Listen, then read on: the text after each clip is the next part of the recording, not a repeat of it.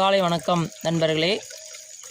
நம்ம நாட்டில் எதற்காக போராட்டம் என்றே தெரியாமல் அப்பாவி இளைஞர்களை மூளை செலவை செய்து போராட்டத்திற்கு அழைக்கின்றனர்.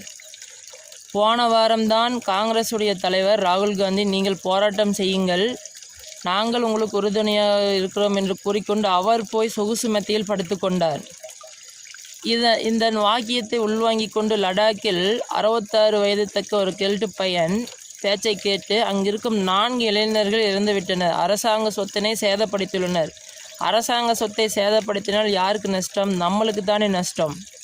இதை கூட தெரியாமல் அரசாங்க வண்டிக்கு தீ வைப்பதும் அரசாங்க கட்டடங்களுக்கு தீ வைப்பதும் எந்த கூமுட்டையனாவது செய்வானா? உங்கள் சொந்த வீட்டிற்கு தீ வைப்பீர்களா? எவன் ஒருவன் அரசாங்க சொத்திற்கு தீ வைக்கின்றனோ அவனுடைய மனநிலை குறுகிய மனநிலையாகத்தான் இருக்க முடியும். அரசாங்கம் என்பது மக்களுக்கானது. மக்கள் யார்? நீங்கள் தானே மக்கள். உங்களுடைய பில்டிங்கையே நீங்களே கொளுத்தலாமா? அங்கு செய்யும் அதிகாரி தவறாக இருந்தால் நீதிமன்றத்துக்கு எடுத்து செல்லுங்கள். நிச்சயம் நீதிமன்றம் அவர்களுக்கு தக்க தண்டனையை கொடுக்கும். அதை விடுத்து ஆயுதங்களை கையெடுத்து அரசாங்கத்துக்கு எதிராக போராட்டம் செய்வது இதெல்லாம் நம் நாட்டிற்கு நல்லதல்ல. நம் நாட்டினை சீர்கெடுப்பதற்குத்தான் இது வழிவகுக்குமே தவிர அயல் நாட்டு சக்திகளுக்கு இது ஒரு உத்வேகமாக இருக்கும். எனக்கு தெரிந்து இந்த லடாக்கில் போராட்டம் செய்து கொண்டிருக்கும் நபர் அயல் நாட்டினுடைய கைக்கூலியாகத்தான் இருக்க முடியும். தேவையற்ற போராட்டங்களுக்கு அழைப்பு விடுத்துள்ளார்.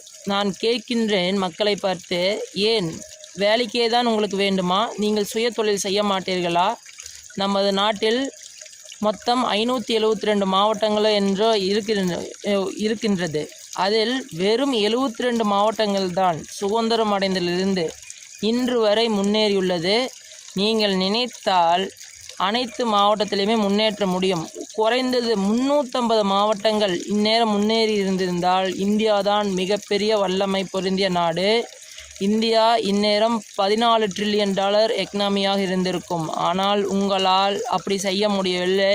காரணம், நீங்கள் அரசியல் காழ்ப்புணர்ச்சியின் காரணமாகவே இது போன்ற போராட்டங்களை முன்னெடுக்கிறீர்கள்.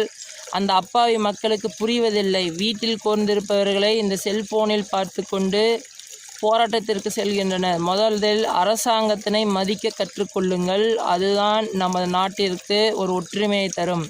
அயல் நாட்டிற்கு உறுதுணையாக போகிறீர்கள் என்றால் நீங்களே உங்களை அழிப்பதற்கு சமம். அப்படி ஒருவேளை அரசாங்கம் தவறு செய்யும் பட்சத்தில் நீங்கள் நீதிமன்றத்தை நாடுங்கள்.